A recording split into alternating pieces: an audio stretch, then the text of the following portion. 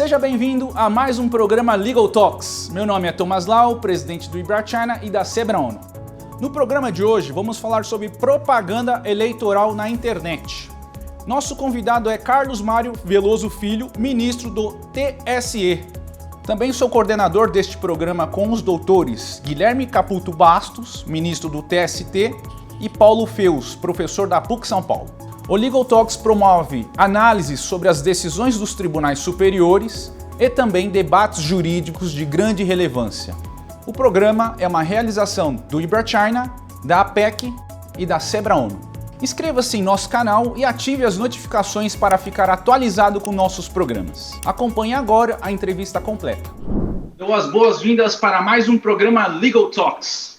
O Legal Talks tem a finalidade de analisar as decisões dos tribunais brasileiros, bem como as questões jurídicas de grande relevância. Nossos coordenadores são o ministro Guilherme Caputo Bastos, presidente da ANDD, e o nosso querido professor Paulo Feus, professor da PUC São Paulo, no primeiro curso também, né, professor Paulo, de Direito Desportivo, mestrado em Direito Desportivo. Eu acho que é o único do Brasil. E também dou as boas-vindas ao nosso convidado especial, ao nosso palestrante de hoje, ministro Carlos Mário Veloso Filho, do TSE. E desde já passo a palavra ao nosso ministro Guilherme Caputo Bastos. Muito bom dia, boa tarde, boa noite aos que nos ouvem através das redes sociais do Ibrachina. Meu caro presidente Thomas, meu caro coordenador, professor Paulo Feus, apresentar o ministro Carlos Mário Veloso Filho. Eu, talvez, Camário, pudesse apresentar com mais facilidade o seu pai, falar do seu pai, né? Mas eu lhe apresentarei como um amigo, um advogado brilhante, que trilhou um caminho na advocacia por esforço próprio e reconhecimento de toda a comunidade jurídica, tanto é que ingressou num processo natural de chegada ao Tribunal Superior Eleitoral e aguardou o seu tempo, naqueles anos que parece que são os anos de treinamento para e cuidar daquelas regras de transição das eleições que se ocupam normalmente os ministros nessa condição, para hoje estar aí pontificando lá junto com ministros também de tanta qualidade. De forma, ministro Carlos Mário Veloso Filho, é um prazer muito grande recebê-lo aqui nesse projeto Legal Talks do Ibrachina. É um assunto interessantíssimo e que nos interessa a todos, independentemente de termos formação jurídica ou não. Então, a expectativa é muito grande para a reflexão que o amigo fará hoje para este projeto, e eu lhe desejo, desde logo, lhe passo a palavra, lhe desejando muito boa sorte e muito feliz em vê-lo proferindo essa aula para um projeto que eu tenho a honra de coordenar. Seja muito bem-vindo. Muito obrigado, ministro Guilherme Caputo Bastos. Agradeço também ao doutor Thomas Law, ao doutor Paulo Feus, pelo convite que me foi formulado para participar desse evento, cuja fama já corre, né, no meio jurídico como um evento de altíssima qualidade, com temas interessantíssimos. Muito obrigado, Guilherme, mais uma vez, pelas palavras que você carinhosamente me dirigiu. Mas eu tenho que dizer que o Guilherme é absolutamente suspeito, né? Nossa amizade vem aí de outras gerações. Dr. Maurício de Campos Bastos, saudoso Dr. Maurício de Campos Bastos, meu querido amigo, uma amizade que herdei de meu pai, doutor Maurício e meu pai, foram grandes amigos, né? Se conheceram em Belo Horizonte, doutor Maurício, juiz do trabalho em Belo Horizonte, meu pai juiz federal, foram grandes amigos e se reencontraram em Brasília, né, Guilherme? E aqui em Brasília, tornei-me amigo do Guilherme, fomos vizinhos, Guilherme eu morava na 316, Guilherme morava na 314, não, 114, né, Guilherme? Isso. E nos encontrávamos ali na região. Desculpa, 114, exatamente. 114. Encontrávamos, nós ainda jovens, meninos, né, nos encontrávamos muito naquela região. Guilherme chegou a trabalhar com meu pai no extinto Tribunal Federal de Recursos. Me tornei também grande amigo do irmão do Guilherme, o ministro Caputo Bastos, do Tribunal Superior Eleitoral, cuja magistratura que ele exerceu lá muito me inspira. Eu tive a oportunidade de dizer isso ao nosso Carlinhos Caputo. Mas não só o Carlinhos, sou amigo também do Kiko, que foi presidente da nossa OAB aqui do Distrito Federal, do Gustavo, da Eveline, da Denise, do Serginho, de todo mundo, né? De maneira que estou me sentindo entre amigos aqui. Bom, o nosso tema diz respeito à propaganda eleitoral na internet, não é? E eu começo falando dos princípios que regem a propaganda eleitoral. Princípio da legitimidade das eleições, a impor o máximo de autenticidade possível aos pleitos eleitorais, o princípio da proteção da honra, o princípio da paridade de armas entre os que contendem na disputa eleitoral e o princípio da liberdade de expressão. Entre esses princípios, o princípio da liberdade de expressão tem o que se chama posição preferencial, ou como os norte-americanos dizem, preferred position, em relação aos demais princípios. Isto porque o princípio da liberdade de expressão tem uma ligação visceral com a democracia, não é? É por conta da liberdade de expressão que os eleitores bem se informam para exercer o seu direito ao sufrágio de forma mais fidedigna possível, da forma mais livre possível. E não só no período eleitoral, né? Através da liberdade de expressão é que os jurisdicionados, administrados, podem participar, os cidadãos, enfim, podem participar da gestão estatal. Mas isso não quer dizer, claro que a liberdade de expressão tem uma posição preferencial, mas isso não quer dizer que a liberdade de expressão seja um direito absoluto, até porque, Guilherme, nós sabemos que não existem direitos absolutos, não é? E o princípio da legitimidade do pleito, o princípio da proteção da imagem e da honra, eles, por vezes, fazem a liberdade de expressão ceder passo. É nesse contexto que devem ser observadas as normas que dizem respeito à propaganda eleitoral.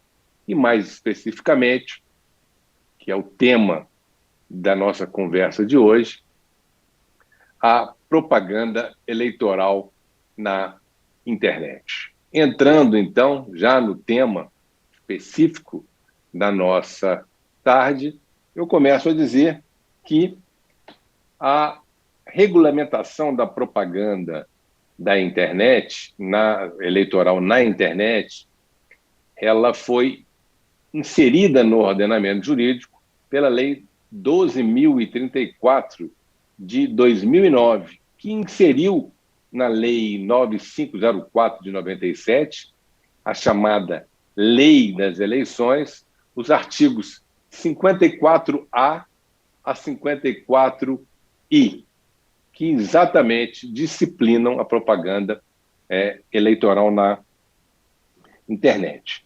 E, posteriormente, em 2017, tendo em vista o extremo dinamismo do universo digital, tecnológico, essa lei de 2017 inseriu o artigo 57J na Lei das Eleições. Esse dispositivo delegou ao Tribunal Superior Eleitoral a regulamentação da lei de acordo com o cenário e as novas ferramentas existentes em cada momento. Veja, portanto, que o Tribunal Superior Eleitoral ganha aí uma nova função normativa, né? Regulamentar a lei das eleições, no capítulo destinado à propaganda eleitoral na internet, tendo em vista as ferramentas tecnológicas existentes em cada momento. E aplica-se ainda à propaganda na internet as normas gerais da propaganda em geral, né? Normas que estão previstas não só na Lei das Eleições, a chamada a Lei 9.504/97, chamada Lei das Eleições, mas também no Código Eleitoral. E quando começa a propaganda eleitoral na internet? A resposta está no artigo 57A da Lei das Eleições.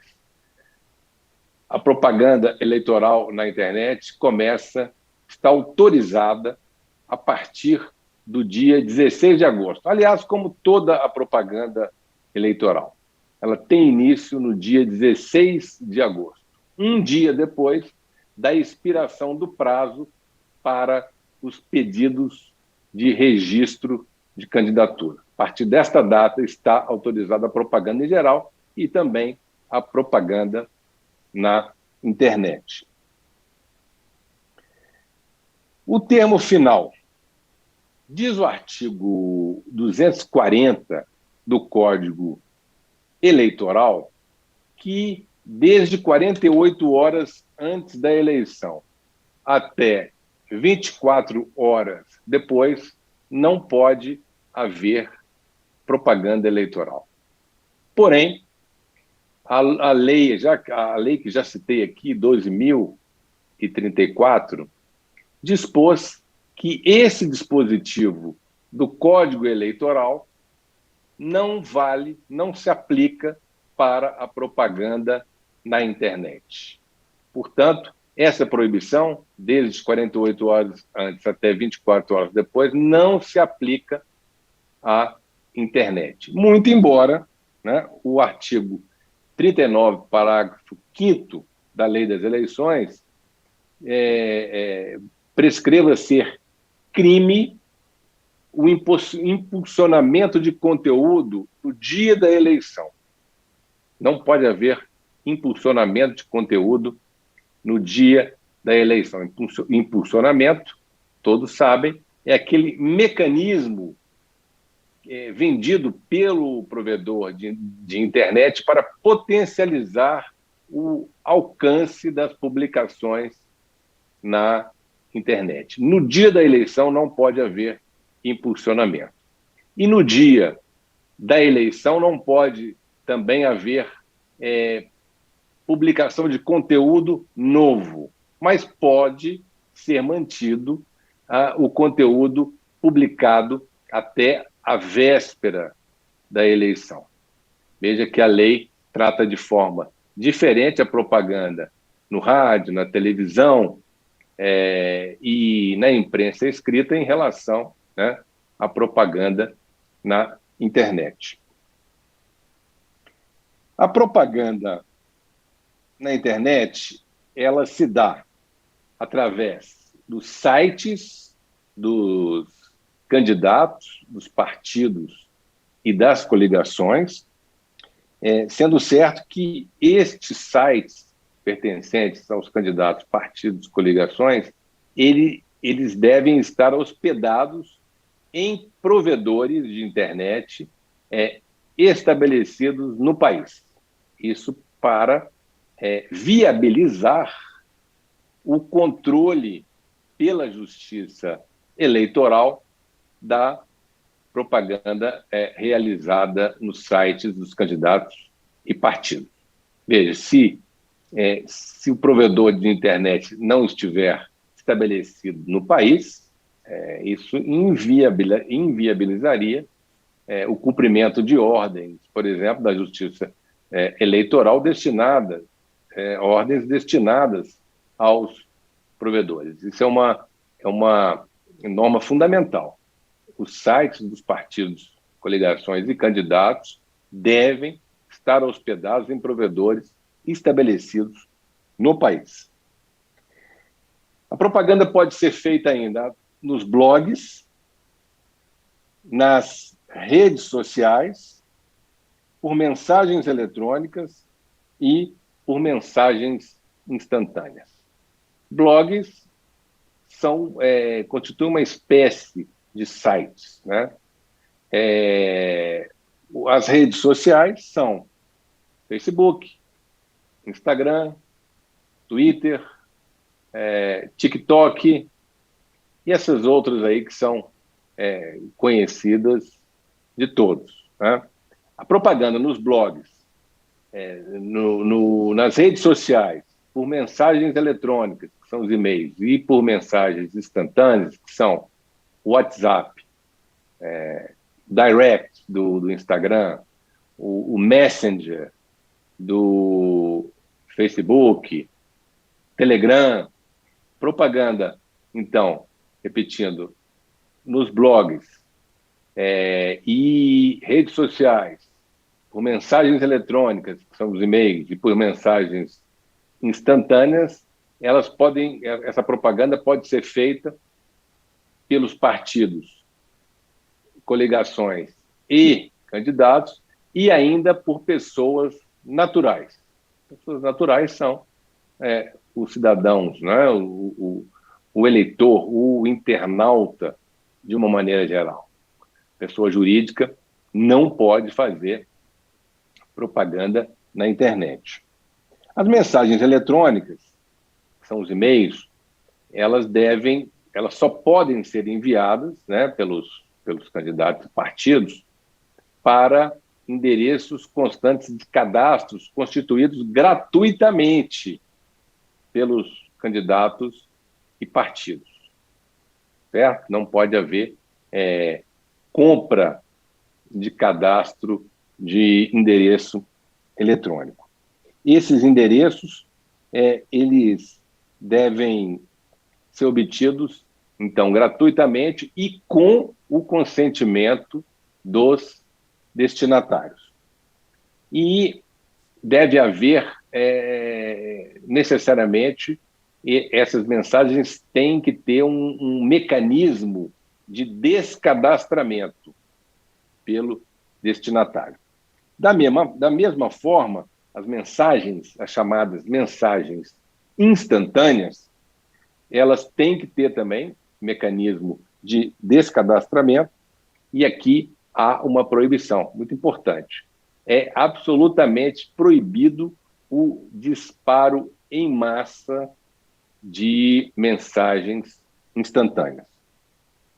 E todos esses endereços eletrônicos, né, de WhatsApp, de e-mail, sites, blogs, quando pertencentes a candidatos e partidos, esses endereços eletrônicos devem necessariamente ser comunicados à Justiça Eleitoral. Se pertencentes a pessoas naturais, não há essa obrigação de comunicação dos endereços eletrônicos. Isso tudo para viabilizar, mais uma vez, o controle da Justiça Eleitoral sobre essa propaganda. É absolutamente vedada também a propaganda paga na internet. A exceção é a possibilidade de impulsionamento de conteúdo. Voltamos a falar, então, do impulsionamento de conteúdo, que é aquele mecanismo que visa potencializar o alcance das publicações. Mas esse impulsionamento, há regras para esse impulsionamento. Em primeiro lugar, ele deve ser identificado como tal. Deve haver ali uma tarja indicando para o internauta, de uma maneira geral, que aquele conteúdo é objeto de impulsionamento. Outra coisa, pessoa natural não pode fazer impulsionamento. Quem pode fazer impulsionamento é candidato, partido e coligação. E os provedores de impulsionamento também, necessariamente aqueles que vendem o impulsionamento, aqueles que contratam o impulsionamento, eles também devem ser estabelecidos no país para que se possibilite o controle pela Justiça Eleitoral. A outra exceção à regra da vedação à propaganda paga diz respeito à reprodução na internet dos anúncios publicados na imprensa escrita. Tá? É que a legislação permite restritamente, né, a publicação de anúncios de propaganda eleitoral na imprensa escrita. Aqueles jornais que têm uma versão online, hoje são todos, né, eles podem publicar na versão online aqueles anúncios que foram publicados na versão impressa. São essas duas exceções, portanto, à vedação à propaganda paga, impulsionamento de conteúdo e reprodução na internet dos anúncios publicados na imprensa escrita. Há ainda proibição de compra e venda de cadastro de endereços eletrônicos, já mencionamos isso aqui. Outra regra, aqueles que estão proibidos de doar, de fazer doação eleitoral, entidades descritas no artigo 24 da Lei das Eleições, esses que estão proibidos de doar não podem compartilhar os seus cadastros ou usar os seus cadastros em benefício de candidaturas. E é também absolutamente proibida a propaganda nos sites de pessoas jurídicas e nos sites dos órgãos e entidades da administração direta e indireta da União, dos estados, do Distrito Federal e dos municípios. Outra vedação para a propaganda na internet é a vedação ao anonimato. Né?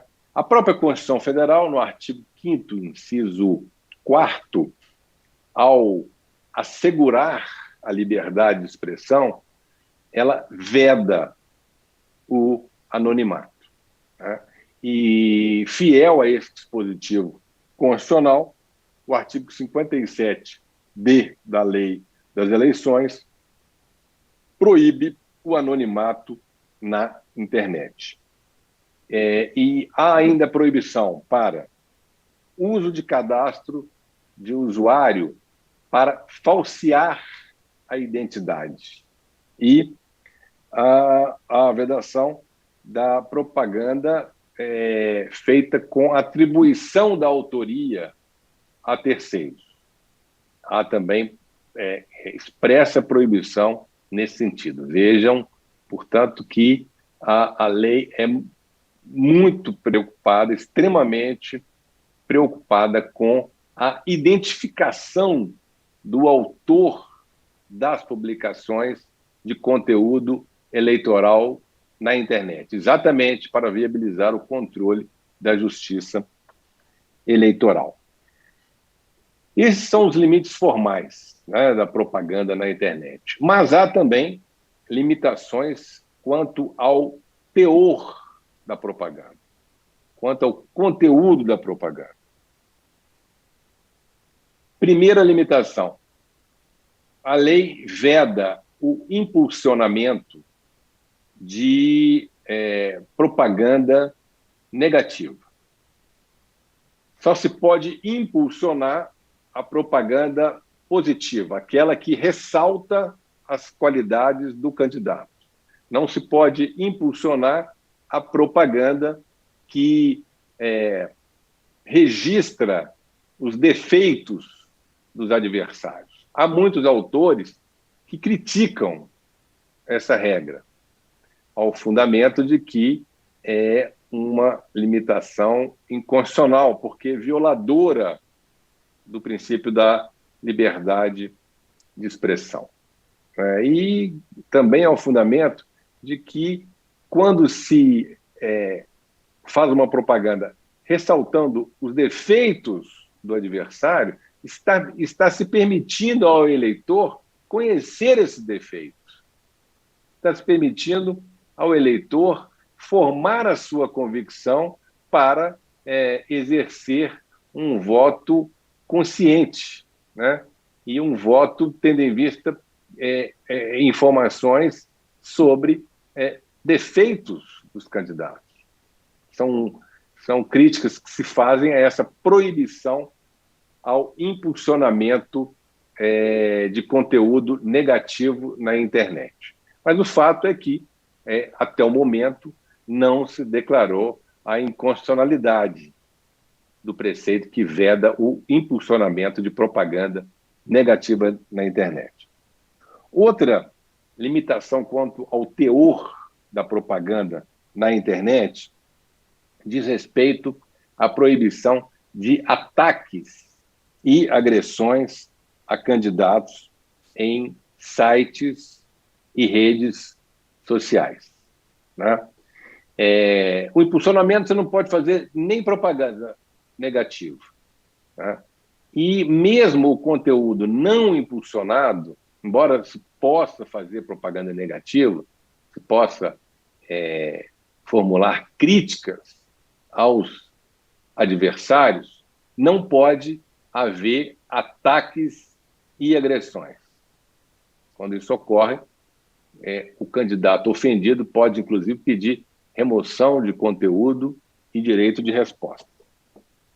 E há vedações que são destinadas à propaganda em geral, que estão no Código Eleitoral, mais especificamente no artigo 243 do Código Eleitoral, que veda a propaganda que veicule preconceito e discriminação de qualquer natureza, a propaganda de guerra, a propaganda que incite processos violentos de subversão. Veja que é uma linguagem bem própria da época em que foi formulado o Código Eleitoral, 1965, né? É proibida a propaganda que incite a animosidade no âmbito das Forças Armadas. É vedada a propaganda que incite atentado, que instigue a desobediência coletiva a regras de ordem pública. A propaganda que ofereça vantagens ao eleitor em troca de voto.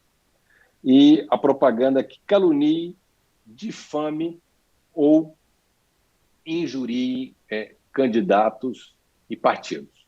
Também, na lei que rege os símbolos nacionais, há vedação à propaganda que desrespeite os símbolos nacionais, a propaganda eleitoral que desrespeite os símbolos eleitorais, e isso está tudo compilado na resolução do TSE que rege a propaganda eleitoral, que é a resolução 23.610 de 2020. 2019. Ainda nos termos do Código Eleitoral, constitui crime a divulgação de fatos sabidamente inverídicos que possam influenciar na vontade do eleitor. Veja que já em 65 se tinha preocupação com a que hoje é chamada fake news, né?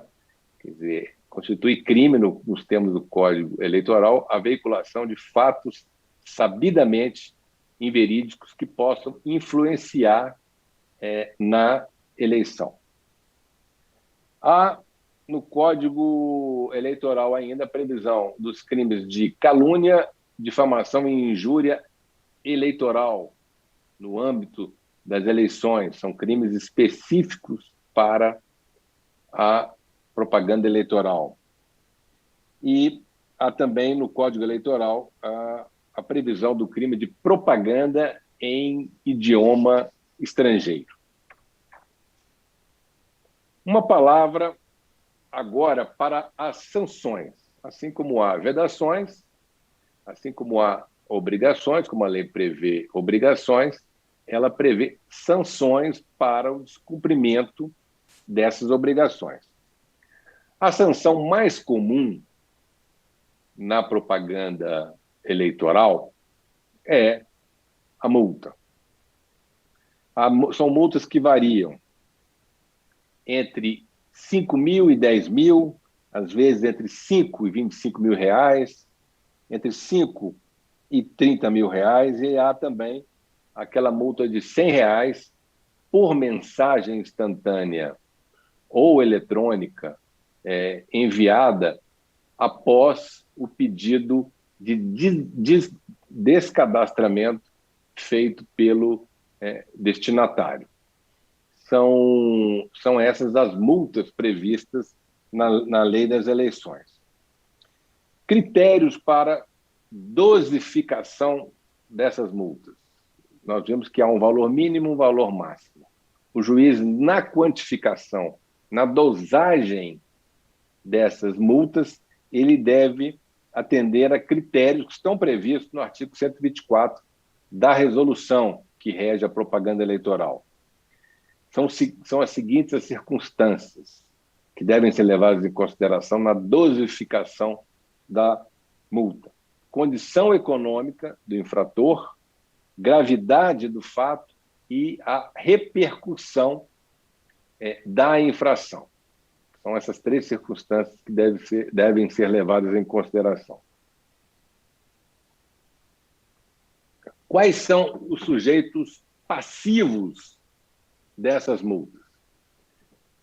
Geralmente, o sujeito passivo é o responsável, é o autor da propaganda.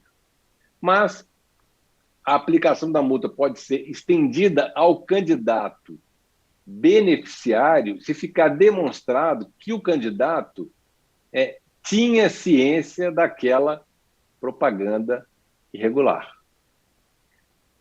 A pena também, a pena de multa, a sanção de multa, será estendida ao provedor, ao provedor de internet, de acordo com os seguintes critérios. Isso está no artigo 57F da Lei das Eleições. Quando se tratar de propaganda produzida por candidatos, partidos, como o provedor não pode, manu militari, retirar essa propaganda do ar, sob pena de estar impedindo ou perturbando a propaganda eleitoral, o provedor aí só pode agir quando houver determinação judicial. O provedor, nesses casos, portanto, ele só será responsabilizado se, uma vez notificado da decisão judicial para remoção do conteúdo irregular, quedar-se inerte, ou seja, não cumprir a ordem judicial. Aí ele sofrerá, junto com o autor da publicação, a apenação com multa. Mas há uma outra hipótese. Quando não se trata de propaganda produzida pelo candidato ou pelo partido, mas sim por pessoas naturais, caso se demonstre que o provedor tinha conhecimento daquela propaganda, ainda que não haja ordem judicial de retirada, mas se se provar que ele tinha conhecimento e não retirou do ar aquela propaganda, ele pode também, o provedor, ser apenado com a multa. Um exemplo, o candidato, percebendo aquele ataque, aquela agressão, notifica o provedor e o provedor não procede à retirada do conteúdo. Nesse caso, ele pode estar sujeito à multa, a extensão, né, da multa que se dirige ao autor da propaganda. O provedor pode ver estendida contra si a aplicação dessa multa. Outra sanção para a propaganda irregular, e nós já falamos aqui, mencionamos ainda aqui en passant, a remoção de conteúdo. A remoção de conteúdo irregular publicado na internet, ela se dá em duas hipóteses. No caso de violação às regras da propaganda eleitoral, previstas na Lei das Eleições, no Código Eleitoral e na Resolução 23.610, e ainda quando há ataques e agressões a candidatos, partidos e coligações. Nesses dois casos, há a possibilidade de remoção de conteúdo publicado na internet, conteúdo de cunho eleitoral, né, claro, publicado na internet. Quando a irregularidade for formal, por exemplo, quanto ao meio utilizado, quanto ao impulsionamento de conteúdo, o juiz, no exercício do poder de polícia, da propaganda, o juiz eleitoral, né, de ofício, ele pode determinar a remoção de conteúdo. Mas quando o vício da propaganda diz respeito ao seu conteúdo, em prestígio, né, em homenagem ao princípio da liberdade de expressão, o juiz, no exercício do poder de polícia, não pode determinar a retirada. Ele só pode determinar a retirada mediante provocação em decisão jurisdicional. Há, portanto, essa diferenciação. Quando é vício formal, poder de polícia. Quando é vício de conteúdo, vício de teor, decisão jurisdicional. Além da remoção de conteúdo, há ainda a possibilidade do estabelecimento de astrentes, né, da chamada multa cominatória para o descumprimento. Isso se dá, por exemplo, quando o juiz determina ao provedor que retire determinado conteúdo, sob pena de pagamento de uma multa diária. Há a possibilidade, portanto, expressa na resolução, de serem fixadas multas cominatórias para o descumprimento de decisões judiciais. Outra sanção relativa à propaganda irregular, o direito de resposta. De acordo com o artigo 58 da Lei das Eleições, em relação a qualquer tipo de propaganda, não só a internet, os partidos, coligações e candidatos têm direito de resposta. Isto se dá em duas hipóteses. Quando há afirmação caluniosa, difamatória ou injuriosa, ou quando há afirmação sabidamente inverídica. Quem pode pedir, já adiantei aqui, o direito de resposta são os partidos, candidatos e as coligações. O direito de resposta pode ser implementado não só em relação a matérias publicadas em sites em blogs e redes sociais. Pode se dar também em relação a e-mails ofensivos e mensagens instantâneas ofensivas. Há sanções penais também. A lei diz ser crime a contratação de grupos para ofender a honra e a imagem dos candidatos e partidos, né?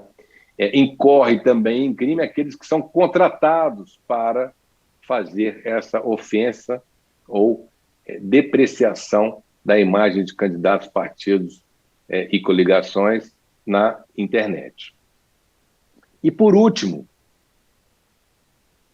há a possibilidade de se enquadrar a conduta, né, aquela propaganda irregular, como abuso de poder. Isto se dá quando aquela propaganda, aquela manifestação de cunho eleitoral tiver gravidade suficiente para comprometer a própria legitimidade da eleição. E aí as consequências são gravíssimas, né? Pode-se, se configurado o abuso de poder em sentido estrito, né, hábil a comprometer a legitimidade das eleições, a eleição pode ser anulada, ainda que o candidato não tenha participação, não tenha participado ou sequer tenha tido ciência daquela irregularidade. Pode haver a cassação do registro e a cassação do diploma do candidato beneficiado com aquele ato abusivo de poder, e ainda a constituição da inelegibilidade por 8 anos de todos que tenham, de alguma forma, praticado aquele ato abusivo, aquela propaganda eleitoral considerada abusiva, ou seja, levada a efeito com abuso de poder econômico, de autoridade ou mediante o uso indevido dos meios de comunicação. Como visto, as consequências são gravíssimas, né, quando há configuração de abuso de poder. E, para terminar, eu gostaria de dizer umas poucas palavras a respeito das manifestações das pessoas naturais na internet. Naturalmente, a lei trata essas manifestações de uma forma ligeiramente diferente, né? Com o objetivo de inibir o mínimo possível as manifestações autênticas do eleitor, do cidadão comum, não vinculado a partido ou a candidaturas, nas redes sociais e também nos aplicativos de mensagens instantâneas. Mas, claro, há limitações, né, para esse tipo de manifestação de cunho eleitoral do cidadão comum nas redes sociais. A primeira limitação, já falamos aqui dela de uma maneira geral, o cidadão comum, ao se manifestar na internet, não pode se manifestar de forma anônima. Ele não pode se manifestar mediante perfis com o objetivo de falsear a sua identidade. Ele, de maneira alguma, pode promover o impulsionamento de manifestações de conteúdo eleitoral. Nós vimos aqui apenas partidos, coligações e candidatos estão autorizados a promover impulsionamento de conteúdo. E a pessoa natural, assim como os partidos também e os candidatos, as coligações, a pessoa natural não pode fazer disparo em massa de mensagens instantâneas. Estas são limitações formais à manifestação do eleitor, do cidadão, da pessoa natural na internet. Mas há também limitações de conteúdo. A primeira delas é a proibição de se fazer ataque à honra e à imagem dos candidatos e dos partidos. A crítica é absolutamente permitida. Isso é até bem-vinda, né? E não teria cabimento se inibir a crítica por parte de eleitores, de cidadãos comuns na internet. Mas, de forma alguma, não se pode admitir que se promovam ataques à honra, né, e à imagem dos candidatos. E a segunda limitação de conteúdo diz respeito à veiculação de fatos sabidamente inverídicos. Isso também a lei proíbe as pessoas, não só as pessoas naturais, mas também as pessoas naturais. Pessoas naturais não podem veicular fatos sabidamente inverídicos que tenham relevância eleitoral, não é? De forma alguma. São as chamadas fake news, né? que tantos prejuízos têm causado às democracias pelo mundo afora. Quando há isso, quando a manifestação promove ataques à honra de candidatos, partidos e coligações, ou veiculem fatos sabidamente inverídicos, cabe aí a remoção de conteúdo, o direito de resposta e ainda a investigação de possível cometimento de crimes de veiculação de fato inverídico, artigo 323 do Código Eleitoral, de calúnia eleitoral, injúria eleitoral ou difamação eleitoral. E uma coisa importante, tudo que é proibido durante a eleição é proibido também antes do período eleitoral.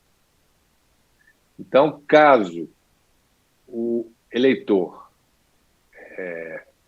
incorra nessas duas infrações, veiculação de fatos sabidamente inverídicos ou ataques à honra ou à imagem dos candidatos, mesmo fora do período eleitoral, né, a jurisprudência do Tribunal Superior Eleitoral tem entendido que há aí por parte do cidadão, por parte do internauta, o cometimento da irregularidade denominada propaganda antecipada, que é, no caso, propaganda antecipada negativa, né, que é punida pela lei das eleições, com multa entre 5 e 30 mil reais. Houve até um caso curioso, recente, julgado pelo Tribunal Superior Eleitoral, tem mais ou menos uns 20 ou 30 dias, era um caso do Maranhão.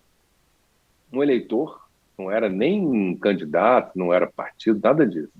Um eleitor, na sua rede social, havia chamado o governador Flávio Dino de nazista, havia atribuído a ele a pecha de nazista.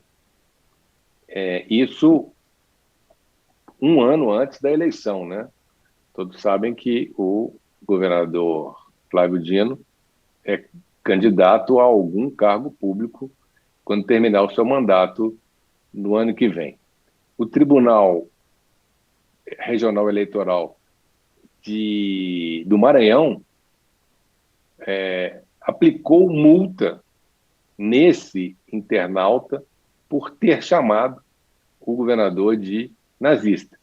E o Tribunal Superior Eleitoral manteve a condenação, exatamente ao fundamento de que, se o eleitor não pode ofender a honra dos candidatos no período eleitoral, não pode, igualmente, fazer esse ataque no período pré-eleitoral.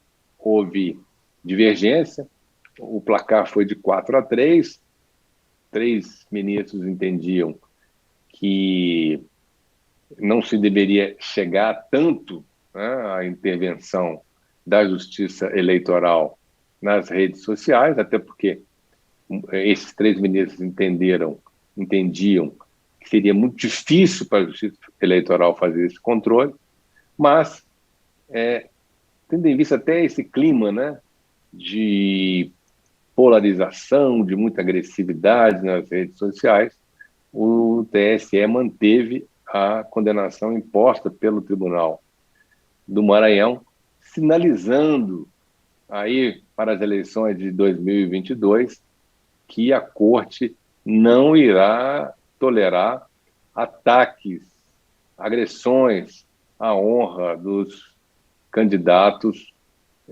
nas eleições que se avizinham.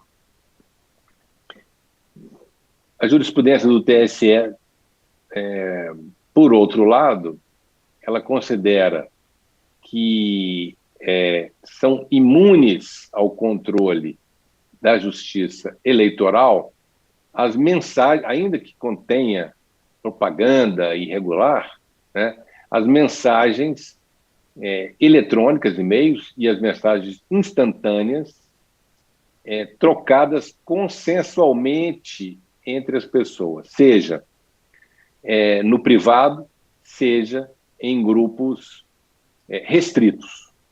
Se tratar de grupo restrito, ainda que haja propaganda eleitoral, a Justiça Eleitoral entende que essas manifestações são imunes às regras da propaganda eleitoral. Caso haja algum excesso, alguma ofensa à honra, o ofendido deve buscar a sua reparação, seja na esfera penal, seja na esfera civil, junto à justiça comum. Bom, essas são as regras, procurei aqui sintetizar as regras que regem a propaganda eleitoral na internet. Espero que todos apreciem, que essas considerações sejam úteis, né, para todos, para candidatos, para partidos, para pessoas naturais engajadas, que gostem de discutir política na internet, e me coloco à disposição, não sei se o evento prevê isso, para responder perguntas ou mesmo debater ainda alguma dúvida que tenha permanecido. Muito obrigado mais uma vez ao meu querido amigo ministro Guilherme Caputo Bastos, ao doutor Thomas Law, e mais uma vez, então, agradeço e me coloco à disposição. Muito bem, ministro Carlos Mário Veloso Filho. Como era esperado, uma reflexão muito prudente, toda ela lastreada nas normas que regem essa matéria tão atual e que nos interessa a todos.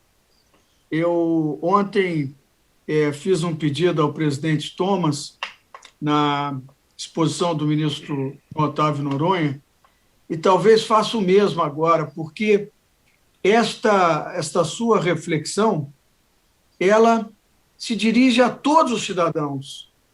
Ela não se dirige àqueles que têm formação jurídica, que pode ser que compreendam melhor.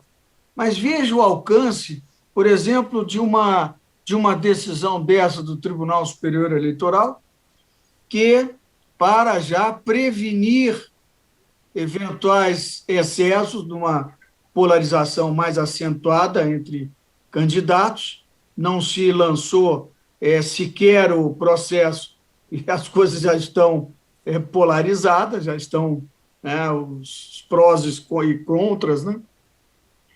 Então, o Tribunal Superior Eleitoral já sinalizou, disse, olha, vamos devagar, porque nós estamos atentos, não queremos interferir, Acho que o judiciário tem que se manter, tem que estar equidistante dessas questões e só se envolver efetivamente quando for o caso, e numa circunstância como essa.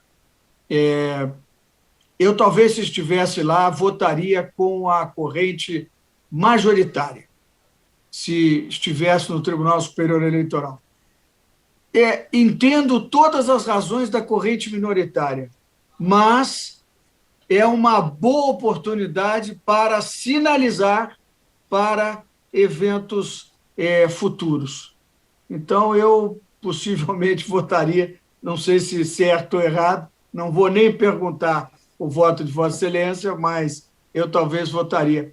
Agora, ministro Carlos Mário, veja que coisa curiosa. O direito eleitoral é codificado com normas internas que regulam todos os pleitos eleitorais, tem uma estrutura judiciária com tribunais próprios, inclusive um tribunal superior próprio, e não é um direito consagrado na nossa academia.